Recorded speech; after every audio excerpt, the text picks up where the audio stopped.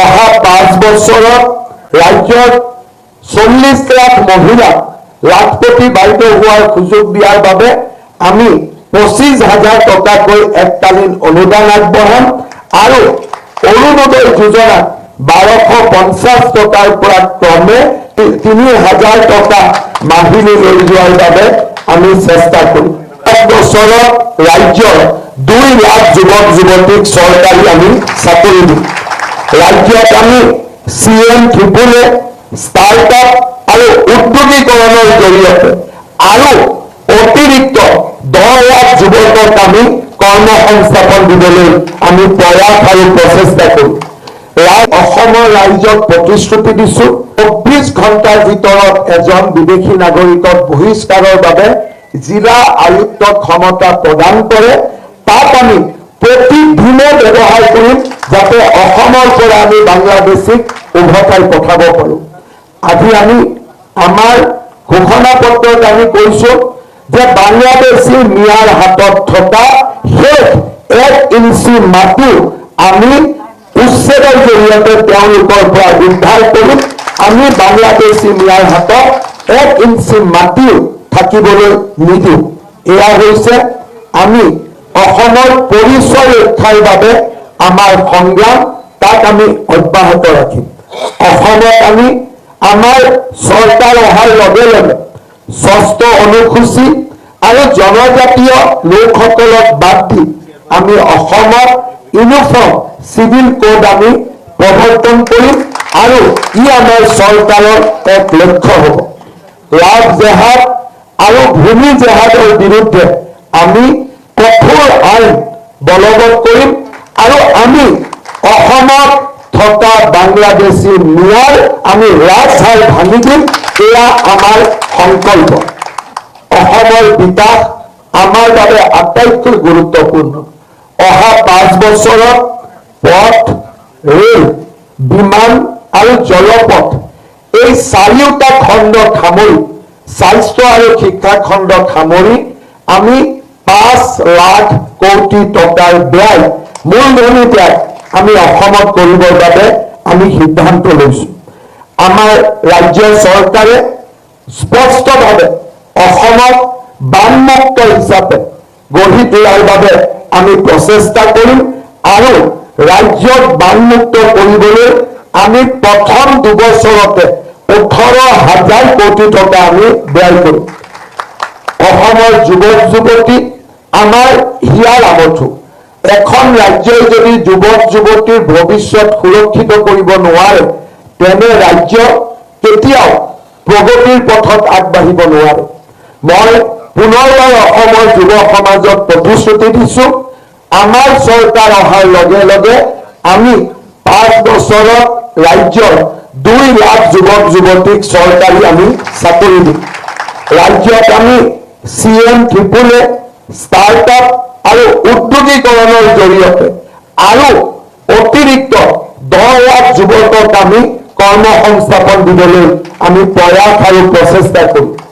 ৰাজ সাহায্যযুক্ত দলত মচুৰ দাইল, চেনি, নিমখ আৰু মিঠাতেল আমি যোগান ধৰিম আৰু অত্যন্ত দুখীয়া পৰিয়ালক ইয়াক আমি বিনামূলীয়াকৈ যোগান ধৰিম।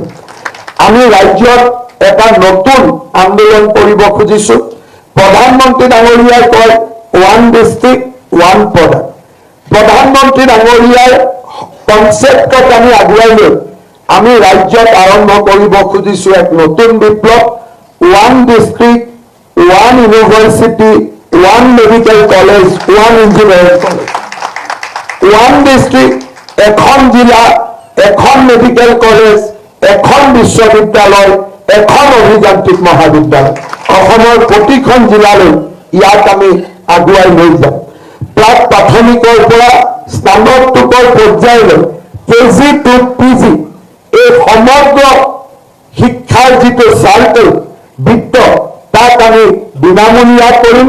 প্ৰাদেশিকৰণৰ সমস্যা আমি সমাধান কৰিম আৰু ৰাজ্যত আমি শিক্ষা খণ্ডত এক নতুন বিপ্লৱ আনিম। ৰাজ্যত 40 লাখ মহিলাক লাখপতি বাইদেউ হোৱাৰ সুযোগ দিয়াৰ বাবে আমি 25,000 টকাকৈ এককালীন অনুদান আগবঢ়াম আৰু অৰুণোদয় যোজনা 1250 টকাৰ পৰা ক্ৰমে 3,000 টকা মাহিলী লৈ যোৱাৰ বাবে আমি চেষ্টা কৰিম। বৃন্দাবনী বস্ত্ৰ উভতাই অনা, অসমৰ ভাষা সংস্কৃতিক সুৰক্ষা কৰা, অসমৰ জনজাতীয় ইতিহাসক সুৰক্ষিত কৰা, অসমত নিজৰ ছেটেলাইট স্থাপন কৰা, অসমত প্ৰটন থেৰাপিৰ দৰে ট্ৰিটমেণ্ট আৰম্ভ কৰা আৰু আমাৰ অসমক আমি ক্ৰীড়াৰ ৰাজধানী হিচাপে নিৰ্মাণ কৰাৰ বাবে আমি প্ৰচেষ্টা কৰিম। মিচিং, ৰাভা, সোণোৱাল কছাৰী, ঠেঙাল কছাৰী, দেউৰী, তিৱা আৰু বড়ো কছাৰী স্বায়ত্তশাসিত পৰিষদলৈ সাংবিধানিক মৰ্যাদা, বিষ্ণুপ্ৰিয়া, মণিপুৰী, ভৰ বা ৰাজবৰ, মেৱাৰ, ভুজেল, চবৰ, স্বপ্নানী, কিৰণ সেন কেন্দ্ৰীয় চৰকাৰৰ OBC তালিকাত সন্নিৱিষ্ট জনজাতীয় বেল্ট এণ্ড ব্লকৰ পৰা বাংলাদেশী ন্যায় উচ্ছেদ কৰা আৰু অসমৰ প্ৰতিগৰাকী চাহ বাগিচাৰ মজদুৰক মাটিৰ পট্টা প্ৰদান কৰা। আমাৰ চৰকাৰ অহাৰ লগে লগে আমি 5 বছৰত ৰাজ্যৰ 2 লাখ যুৱক যুৱতীক চৰকাৰী আমি চাকৰি দিম। ৰাজ্যত আমি CM ত্ৰিপুলে ষ্টাৰ্টআপ আৰু উদ্যোগীকৰণৰ জৰিয়তে আৰু অতিৰিক্ত 10 লাখ যুৱকক আমি কৰ্মসংস্থাপন দিবলৈ আমি প্ৰয়াস আৰু প্ৰচেষ্টা কৰিম। ৰাজ সাহায্যযুক্ত দলত মচুৰ দাইল, চেনি, নিমখ আৰু মিঠাতেল আমি যোগান ধৰিম আৰু অত্যন্ত দুখীয়া পৰিয়াল ইয়াক আমি বিনামূলীয়াকৈ যোগান ধৰিম। আমি ৰাজ্যত এটা নতুন আন্দোলন কৰিব খুজিছো। প্ৰধানমন্ত্ৰী ডাঙৰীয়াই কয় 1 ডিষ্ট্ৰিক্ট 1 প্ৰডাক্ট। প্ৰধানমন্ত্ৰী ডাঙৰীয়াৰ কনচেপ্টক আমি আগুৱাই লৈ আমি ৰাজ্যত আৰম্ভ কৰিব খুজিছো এক নতুন বিপ্লৱ। 1 district 1 university 1 medical college 1 engineering college. 1 district, এখন জিলা, এখন মেডিকেল কলেজ, এখন বিশ্ববিদ্যালয়, এখন অভিযান্ত্ৰিক মহাবিদ্যালয়। অসমৰ প্ৰতিখন জিলালৈ ইয়াক আমি আগুৱাই লৈ যাম। প্ৰাক প্ৰাথমিকৰ পৰা স্নাতকোত্তৰ পৰ্যায়লৈ KG to PG এই সমগ্ৰ শিক্ষাৰ যিটো চাইকেল বৃত্ত তাক আমি বিনামূলীয়া কৰিম। প্ৰাদেশিকৰণৰ সমস্যা আমি সমাধান কৰিম আৰু ৰাজ্যত আমি শিক্ষা খণ্ডত এক নতুন বিপ্লৱ আনিম। ৰাজ্যত 40 লাখ মহিলা লাখপতি বাইদেউ হোৱাৰ সুযোগ দিয়াৰ বাবে আমি 25,000 টকাকৈ এককালীন অনুদান আগবঢ়াম আৰু অৰুণোদয় যোজনা 1250 টকাৰ পৰা ক্ৰমে 3,000 টকা মাহিলী লৈ যোৱাৰ বাবে আমি চেষ্টা কৰিম।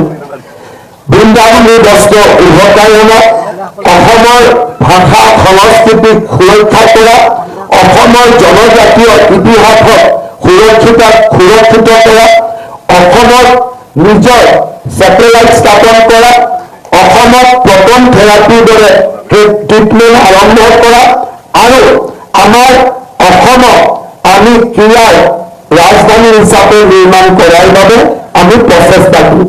মিচিং, ৰাভা, সোণোৱাল কছাৰী, ঠেঙাল কছাৰী, দেউৰী, তিৱা আৰু বড়ো কছাৰী স্বায়ত্তশাসিত পৰিষদলৈ সাংবিধানিক মৰ্যাদা, বিষ্ণুপ্ৰিয়া, মণিপুৰী, ভৰ বা ৰাজবৰ, মেৱাৰ, ভুজেল, চবৰ, স্বপ্নানী, কিৰণ সেন কেন্দ্ৰীয় চৰকাৰৰ OBC তালিকাত সন্নিৱিষ্ট জনজাতীয় বেল্ট এণ্ড ব্লকৰ পৰা বাংলাদেশী ন্যায় উচ্ছেদ কৰা আৰু অসমৰ প্ৰতিগৰাকী চাহ বাগিচাৰ মজদুৰক মাটিৰ পট্টা প্ৰদান কৰা।